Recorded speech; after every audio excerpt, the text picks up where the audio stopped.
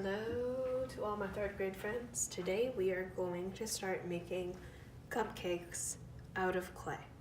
So here's a finished product.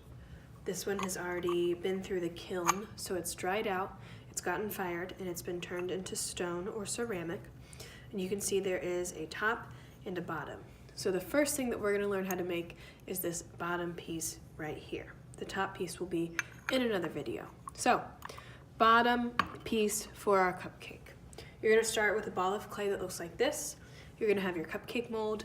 This is only for writing your initials when you're done. We're not going to poke any other holes in our bottom, otherwise it might break. And you'll have a cup of water at your table. And lastly, we're working on a piece of newsprint. That way our clay doesn't stick to the table. Everybody say newsprint. Very good. So the first thing we're going to do is we're going to take our clay ball and we are going to roll it into a ball. Because when I give you your clay, it might not be a ball. It might just be a strip of clay. And we're going to make a pinch pot. Everybody say pinch pot. Very good. We've made these before when we've done other projects like our monsters or our bird's nests in the past. So the first step for our clay pot after we've got a ball is we're going to take our thumb. Everyone give me a thumbs up. Very good. We're going to take our thumb and we're going to stick it in our clay. So I'm holding the clay in one hand and I'm going to stick my thumb in. You don't want to push through too hard. You don't want to push all the way through because we don't want a hole at the end of our clay ball. Then you're going to take these two fingers and you are going to squish your clay. So we're pushing the clay and that way we're making this hole bigger. And once you've pushed on one side, then you're going to turn your clay and you're going to push again. And you're going to keep turning and pushing until you've gotten all the way around. And you'll know you've gotten all the way around when you see your finger marks again. So here's my pinch pot. Everybody say pinch pot. Very good. Now for our next step, we're going to turn our pinch pot into the bottom of our cupcake. So I'm just going to take my pinch pot and I'm going to put it in my cupcake mold and I'm going to start pushing it down.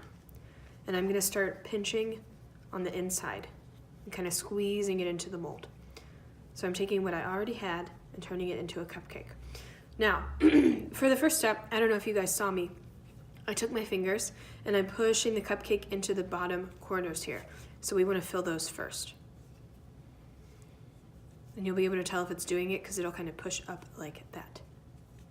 So I'm going to fill all my bottom corners by pinching right down here. But you don't want to push too hard because we don't want to push a hole through the bottom. Then once you've got all of your bottom corners done and it looks kind of raised like this, then you're going to come over to the sides and you're going to use your pinch pot fingers again, like a little crab. And then you're going to take your fingers and go all the way around and we're pushing the clay into these ridges so it looks like an actual cupcake.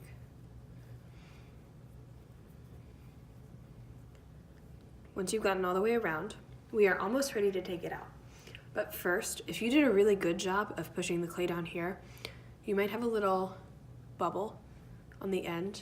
And we don't want that when we're done because it'll kind of wobble. So very, very carefully, you're going to hold your pinch pot and you're going to gently bop it on your table a couple times. So I'm not hitting it too hard.